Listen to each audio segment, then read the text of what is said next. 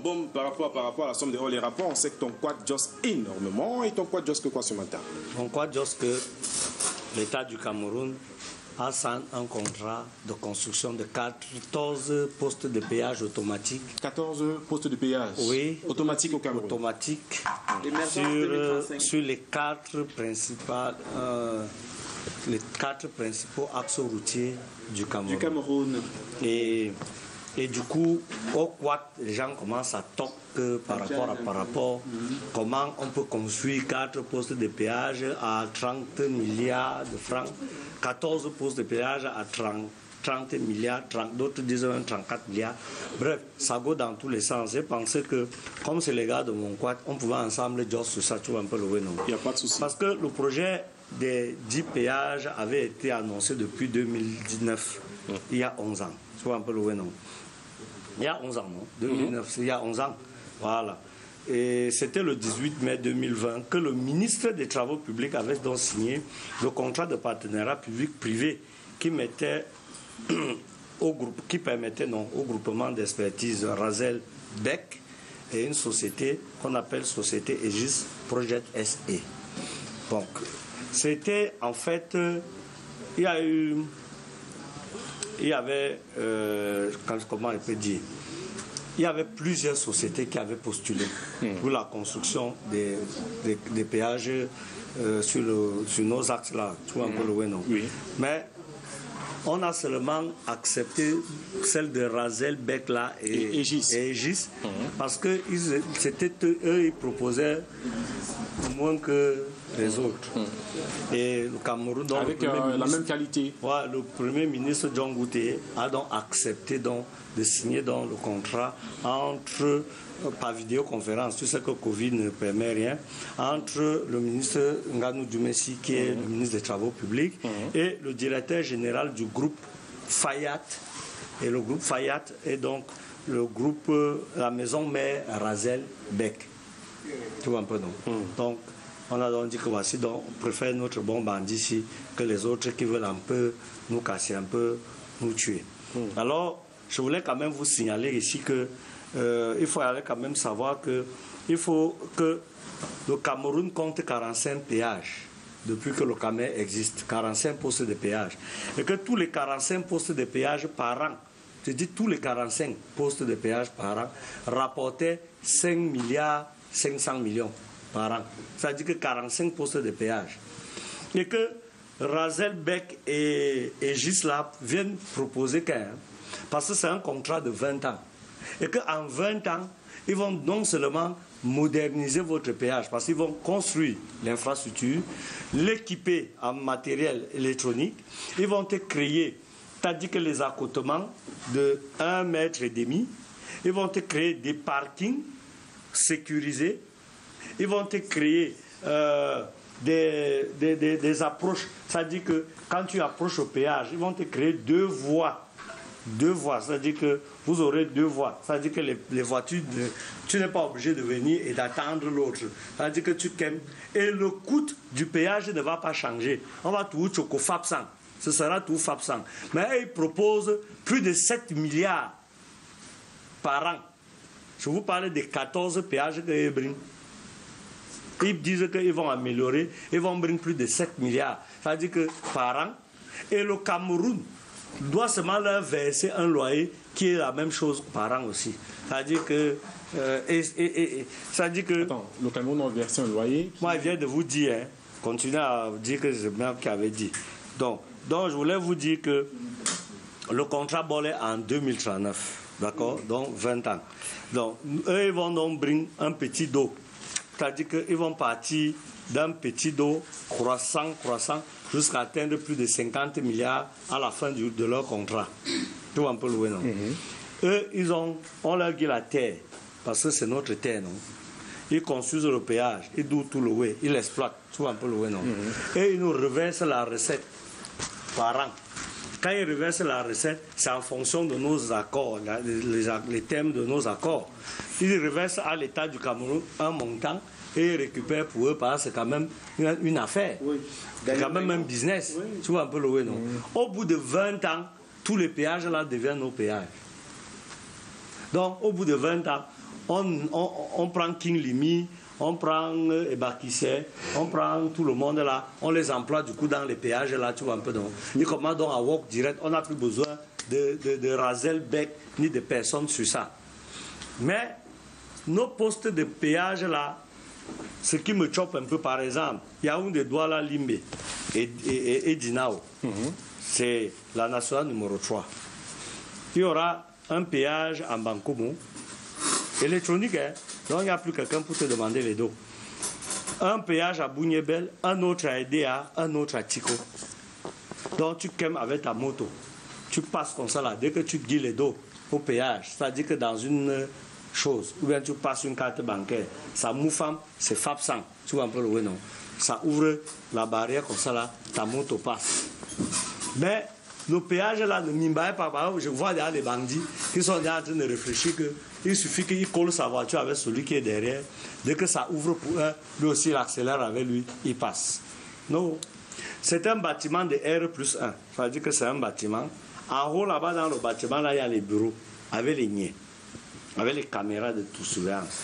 Et quand tu as bolé de traverser le péage là, si tu n'as pas Bayam, il y a un gate qui se ferme comme ça là, qui t'oriente dans un parking sécurisé avec la grille. On va te casser là-bas. Toi-même, tu vas en prison avec ta moto toi-même. Puisqu'il n'y a plus une route qui continue tout droit. Ceux qui continuent tout droit, c'est ceux qui ont bail. Ceux qui n'ont pas bail, toi-même, tu vois comment ça t'a indiqué l'autre route. La route là, c'est la cellule. Tu go toi-même en cellule avec la voiture. Tu go bayam les amendes là-bas. Quand tu as baillé l'amende là-bas, il y a maintenant une autre porte qui va maintenant se open là-bas. Tu vas continuer ta route. Tu ne bailles pas, tu es dans le parking et tu es en prison. Tu vois, il fallait un oui comme ça pour les caméras. Je suis en train de vous dire que national numéro 3, 4 postes de péage. Mbankomo, Bougnebel, Edé à Tico. Yaoundé Bafoussam Bamenda. Péage 9 aussi.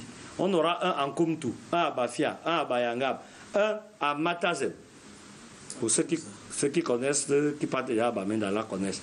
Douala Bafoussam, on aura 3 postes de péage. Un à Mbanga, un à Manjo, un à Banja. 9, hein? Personne ne te parle, personne. Fabsang, tout le monde. Bafoussam, Fumbot, péage à Fumbot. C'est ça qu'il y a un raccourci ici à Banganté. Péage à Fumbot, tchac, tu payes. Chang, Bamungum. Péage. Et maintenant, la fleur sur le gâteau, c'est qu'il y a les gens qui aiment trop entendre que je m'en vais accompagner mon frère qui take l'avion en Simalène. Maintenant, pour Djoum en Simalène, tu payes. Il y aura le péage. Qui paye? Celui qui a la voiture. Tu demandes comme si tu as la voiture. Celui qui a la voiture. Hein? Non, on ne paye pas. On te dit, ce n'est plus le péage de Simalène. On te dit que. On dit que. Pour laisse les petits femmes sans que tu payes là-bas, qu'on paye. Tu vas payer ça encore dedans là-bas. Mais j'ai dit que pour Djoum seulement, ils ont put un poste de péage automatique là, tu bailles Fabsan. Aller et retour, ça te fait colo. Donc accompagner quelqu'un, non seulement tu as ton bras dans la voiture, tu go, le bras c'est l'essence. Tu brinques, tu bailles à Fabsan pour Djoum. Arrivé là-bas, on te guide aussi les droits de parking là-bas, Fabsan aussi, ça fait colo. Au retour, tu rebailles encore Fabsan, ça te fait colo Fab. Pour accompagner quelqu'un à l'aéroport. Donc, vous allez voir qu'il n'y aura plus beaucoup d'accompagnateurs. On va entrer à pied. Hein? On va entrer à pied. Oui, si tu veux jouer à pied, tu joues à pied. Donc, on veut même les piétons. Sauf que pour arriver en Simalène à pied, là, il faut être musclé. Donc, je voulais dire donc, à ceux qui sont en train de toquer au quad là, que c'est tout ce que l'État du Cameroun pouvait dire par rapport. Je vous rappelle que vous avez un 14 péages qui vont vous choquer de 7 milliards à 58 milliards sur les 20 ans. Et qu'avant, vous aviez 44 péages qui donnaient à eux tous 5 milliards 500 millions. Donc, vous voulez dire que les gars d'avant volaient. Donc, vous voulez vous-même dire que donc les gens d'avant volaient. Ou volent encore. Oui, parce que les travaux, c'est en août qu'il y aura les péages là. Donc, entre maintenant et août, là, les gars vont voler alors tout l'argent qui reste, puisque c'est la fin des péages que l'argent va du maman. Donc, les gars sont déjà organisés en train de vouloir que si ma maison ne finit pas ce tour, c'est que moi, je ne suis pas. Donc, ils sont en train de proposer auprès de Brenda que si tu es sage, enlève les bombes qui sont dans les péages routiers, là, tu les nommes, tu fais un remaniement tout de suite.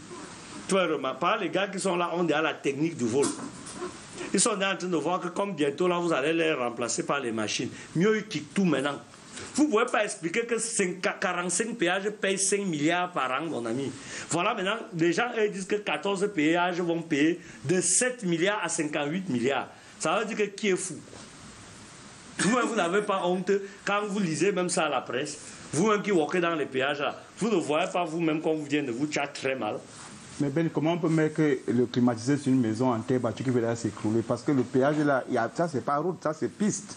Parce que quand tu vas parler de péage, quelqu'un va croire qu'il y a des routes au Cameroun. Ah, c'est piste. La vérité que tu ne veux pas entendre depuis que je ne parle pas là, c'est que comme mes enfants sont encore petits, tu vois, non? C'est pour ça que j'ai évité de dire ça. Mes enfants sont encore petits. Mais comme tu insistes, je voulais quand même dire à Thierry Camto de dire à tous ses amis. Tes enfants viennent de grandir.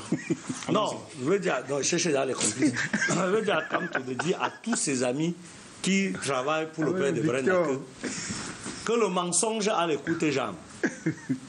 Tu ne peux pas dire que vous mettez les péages qu'on voit chez les Blancs. Pas les péages, les 14 péages, c'est les péages exactement qu'on y a chez les Ouatt. C'est vrai. C'est-à-dire que péage avec aire de repos, avec les boutiques, on va même vendre les choses aux automobilistes et leurs occupants. Les grands péages, hein, comme chez les Blancs. Mais vous avez oublié un détail, c'est que vous avez les pistes. C'est-à-dire que les Blancs ont d'abord la route pour mettre le péage là. Et tu payes parce que la route est bien, chez Nyanga. Chez vous ici là, aucune plaque de signalisation, toutes sont en brousse. Celles qui ont échappé aux voitures, qui ont dérapé, qui les ont cognées et arrachées. Toutes les plaques de signalisation sont dans la forêt, sont en brousse là-bas, en brousse. Ça veut dire que là-bas. Et vous avez un gars qui s'appelle le radar, un autre voleur de catégorie 18. C'est-à-dire que Ambeng, on a écrit que Ambeng, quand tu veux take l'axe, on vous signale que cette route-là a le radar, on vous dit. Et que la vitesse, c'est XY. On vous signale qu'il y a le radar. Et on vous dit exactement où le radar là est.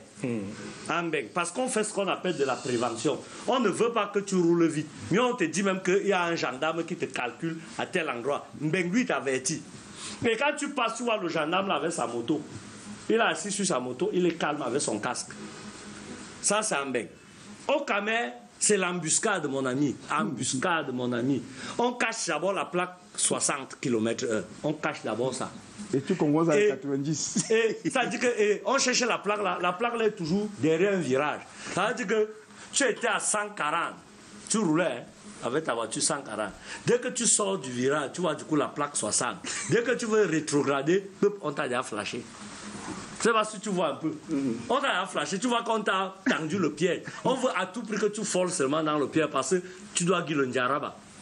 Combien de personnes payent le flash? Très peu. Parce que c'est un réseau de choco compliqué.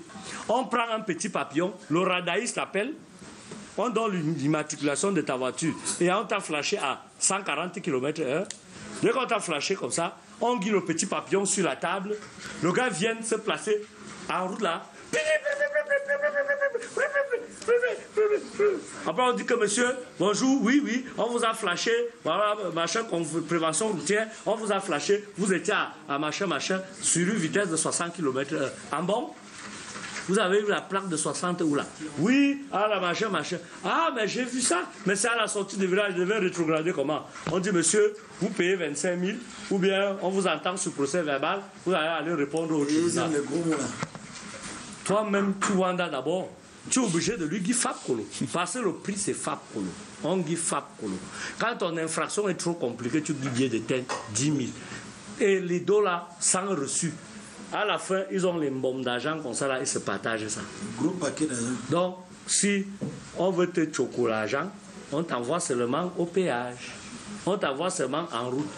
Tu vas être lourd comme un facochère et c'est le Cameroun qui regresse. Arrangez d'abord vos routes. Mettez alors maintenant les bons péages et tout le monde va avancer. Cessez de raconter des conneries au père de Brenda. Vous lui dites que c'est un bon projet, mais vous ne lui dites pas que les routes qui suivent doivent suivre avec. Que vous avez à tout voler l'argent.